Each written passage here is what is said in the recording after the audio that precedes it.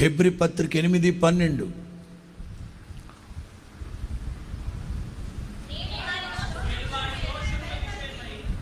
నేను వారి దోషముల విషయమై